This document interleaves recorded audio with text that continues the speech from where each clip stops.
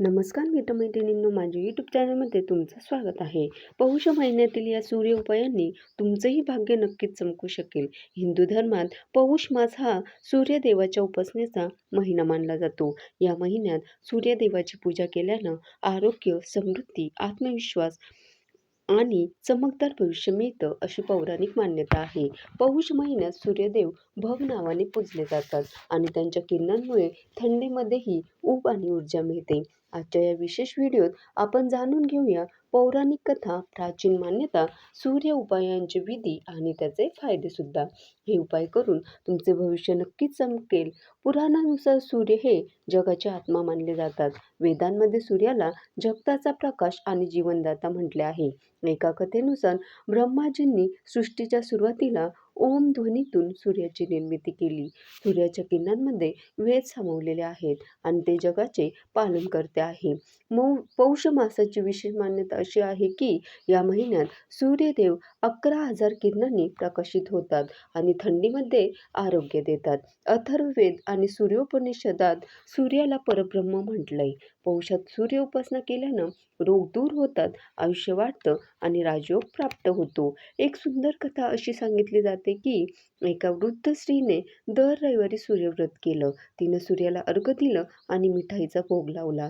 सूर्यदेवाच्या कृपेने तिच्या घरात सुख समृद्धी आली आणि सर्व दुःख दूर झालं. ही कथा सांगते, श्रद्धेने उपासना केल्यानं सूर्यदेव नक्कीच प्रसन्न होतात. पौष मासाला छोटा पितृपक्षही म्हणतात, कारण यात पितरांचे तर्पण आणि सूर्यपूजा एकत्र केली जाते, ज्याने पितृदोष दूर होतात.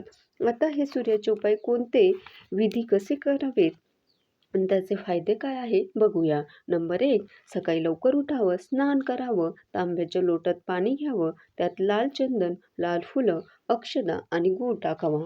पूर्वेकडे तोंड करून उगवत्या सूर्याला अर्घ्य द्यावं. मंत्र म्हणावे. मंत्र ओम धुनी सूर्याय नमः किंवा ओम सूर्याय नमः कमीत कमी 11 किंवा 108 वेळा तरी म्हणावे. याने आत्मविश्वास वाढतो, नेत्ररोग दूर होतात, त्वचा चमकते आणि कुंडलीतील सूर्य बलवान होतो. पौराणिक मान्यतेनुसार हे व्रत करणाऱ्याला यश, सन्मान आणि आरोग्यही मिळतं असं म्हणतात.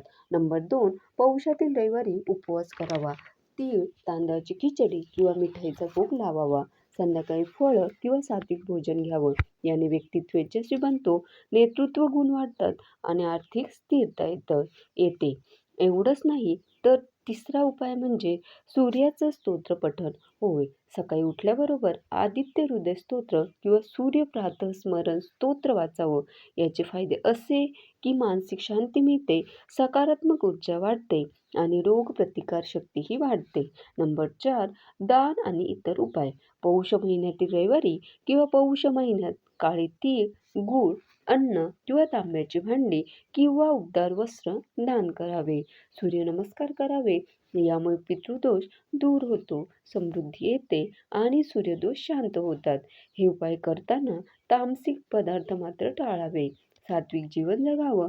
तर पौष महिना हा सूर्यदेवाच्या कृपेचा खास काळ मानला गेलाय.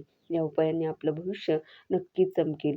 हे साधे आणि सोपे उपाय आहेत, जे आरोग्य, सुख, समृद्धी आणि यश मिळवून देणारे आहेत.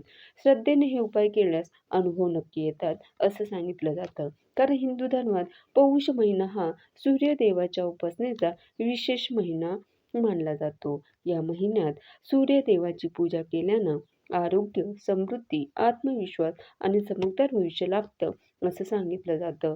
म्हणूनच मित्रांनो, सूर्यनारायण व्रत हे केवळ एक धार्मिक विधी नसून जीवनात सकारात्मक बदल घडवणारे अत्यंत प्रभावी व्रत आहे. या व्रताच्या माध्यमातून सूर्यदेवाची कृपा लाभल्यास आरोग्य, आत्मविश्वास, यश, तेज, सौख्य आणि आर्थिक स्थैर्य प्राप्त होतो. नकारात्मक ऊर्जा दूर होते, मानसिक ताण कमी होतो आणि जीवनात नवचैतन्य निर्माण होतं. विशेषतः ज्या व्यक्तींच्या जीवनात अडचणी, अडथळे, आजारपण, कामात अपयश किंवा नशीब साथ देत नाही अशी भावना असते, त्यांच्यासाठी हे व्रत आशेचा किरणच ठरते. सूर्यनारायणाच्या उपासनेनं कर्मबल वाढतं, भाग्य उजळतं आणि प्रत्येक कामात यशाचा मार्ग मोकळा होतो. कारण जिथे सूर्यकृपा असते तिथे अंधार कधीच टिकत नाही. धन्यवाद.